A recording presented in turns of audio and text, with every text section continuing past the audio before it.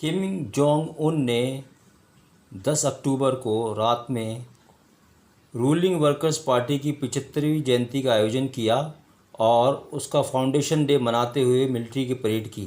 इस बार की परेड इसलिए डिफरेंट है, जो लास्ट परेड 2017 में इसने की थी, कि इस परेड को रात में किया गया या उसको प्री डॉन परेड कहा गया।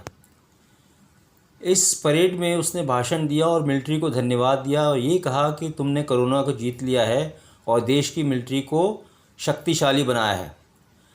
हालांकि इस परेड के दर्शक बहुत कम थे और वो मास्क भी नहीं लगाए हुए थे जो उसकी वीडियो रिलीज़ हुआ है उस परेड का। तो ये पता चलता है कि वो छुपाना चाहता था कि कोरोना महामारी से कितने लोग इफ़ेक्टेड हुए हैं उसके। तो रात को जो परेड की उसकी मंशा क्या थी? क्या वो वेपन सिस्टम को छुपाना चाहता था या मिसाइल सिस्टम जो डिस्प्ले करना चाहता उसको छुपाना चाहता था? ऐसा नहीं है, क्योंकि पिछले 1 महीने से दुनिया भर के सैटेलाइट प्योंगयांग के ऊपर लगे हुए थे, जहाँ पे ये रिहर्सल कर रहे थे उस परेड की, उस मिलिट्री परेड की। कुछ सैटेलाइटों ने वेस्टर्न के या अमेरिकन स्पाई एजेंसीज़ ने पाया है कि ये लोग डमी मिसाइल लॉन्चर्स लेके चल रहे थे अपनी रिहर्सल परेड में। इस बार इसलिए रात को हुआ कि इन्होंने फॉरेन डिग्निटरीज़ को नहीं बुलाया, इन्होंने किसी भी देश की एम्बेसी स्टाफ को नहीं बुलाया। वहाँ पर फ़ोटोग्राफ़ी और वीडियोग्राफी की इजाज़त नहीं थी। तो ये कहना कि ये बहुत ख़ास परेड थी जिसके अंदर कोई छुपे हुए वेपन सिस्टम को ये दिखाना चाहते थे या डिस्प्ले करना चाहते थे, ऐसा कुछ नहीं है। स्पाई सैटेलाइट्स ये बताते हैं कि मोस्ट लाइकली इन्होंने ICBM जो है उसको दिखाया है।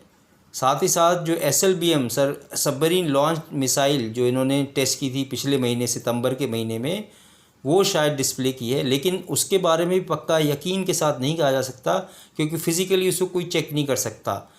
जहाँ तक वेस्टर्न मीडिया या US का कहना है कि वो ICBM कर सकते हैं, जिसको उन्होंने नवंबर 2017 में टेस्ट फायर किया था। ये दम्भ भरा था कि हम अमेरिका के मेन लैंड पे 14,000 किलोमीटर दूर न्यूक्लियर और मल्टी वॉरहेड भेज सकते हैं और डिस्ट्रॉय कर सकते हैं अमेरिकन सिटीज़ को। और दूसरा जो अभी सबमरीन लॉन्च बैलिस्टिक मिसाइल उन्होंने टेस्ट की, वो तो ये 2 ही इनके पास इक्विपमेंट है और कुछ नहीं।